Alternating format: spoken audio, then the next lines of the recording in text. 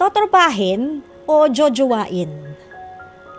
Wala naman akong problema dyan. Di naman ako nahihirapang mag-decide dahil alam ko ang sagot.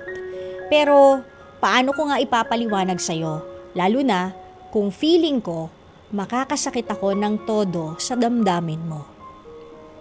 Tsaka di naman sa pero idagdag ko rin yung grabing pressure ng mga pamilya natin, pati na close circle of friends.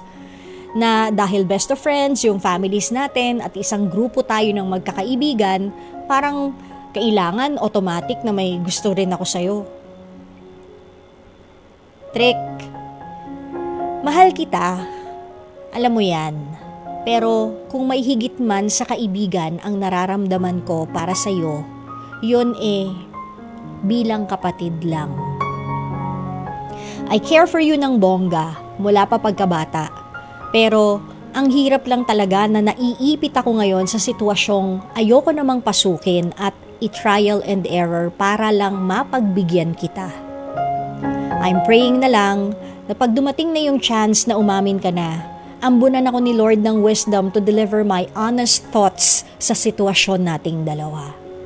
I'm praying din ng clarity para sa'yo and kind understanding once I confess o once i-confess ko na rin kung ano yung side mo. O once i-confess ko na rin kung ano ang side ko. Hanggang dito na lang muna. XX Pinky. Ayan. Si Pinky. Minsan talaga ganun Ang weird pa nga, 'di ba? Kung alam nyo yung Romeo and Juliet na sinulat ni William Shakespeare, kung sino pa yung magkakaaway na pamilya, doon pa nagkakainlaban yung mga anak-anak nila, di ba? Na, ang ending rin, alam nyo naman, hindi ba? Uminom sila ng poison. Sakto, ngayon po ay World Suicide Prevention Day. Huwag nyong gagawin yon. Okay? So anyways, eto naman ang mga pamilya, mga best of friends, 'di ba? And they belong to one circle of friends lang. Hindi naman kasi ibig sabihin nun, dapat meron na nga. And sana, kung meron kayong mga ganyang kakilala, wag nating pine-pressure. 'Di ba? Parang importante ba talaga 'yon na dapat magkagustuhan kayo porket magkakaibigan yung mga magulang ninyo? Paano nga kung hindi kayo talo?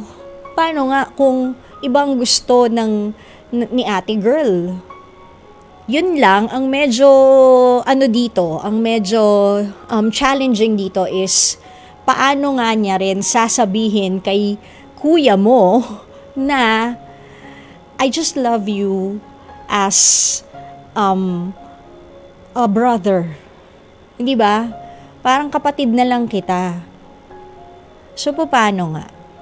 Kaya sabi nga niya, nagdadasal siya na ambunan siya ng wisdom and sana bigyan din ng enlightenment itong si Trick or si Patrick.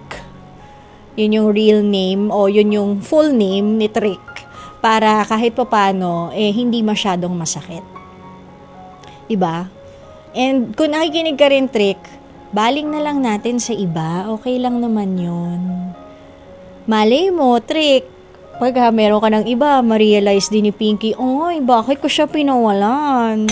Di ba may mga ganun din? Oh, malay mo, Patrick, it ain't over till it's over. Sabi ni Lenny Kravitz. Diba? So, Pinky, sa ngayon, nasarado ang puso mo para kay Patrick, naiintindihan rin naman kita. Just go straight to the point para hindi na siya umasa, para hindi na siya maghintay sa'yo. Siguro magkakaroon ng konting tampo, ng konting ilangan, iwasan, pero panandalian lang yan. 'Di ba? Kasi kung mahal nyo ang isa't isa, kung meron kayong deeper roots of pagmamahal bilang magkapatid, magkaibigan, sa tingin ko mawawala rin yan, tampo na yan. Just give it time. Kesa naman sa you play along with this game, pero wala namang laman to. Walang damdamin to para sa kanya. Parang ang hirap din nun. Ano to? Acting-actingan school of love? Ganon? O, hindi naman tayo pwedeng ganon. Diba?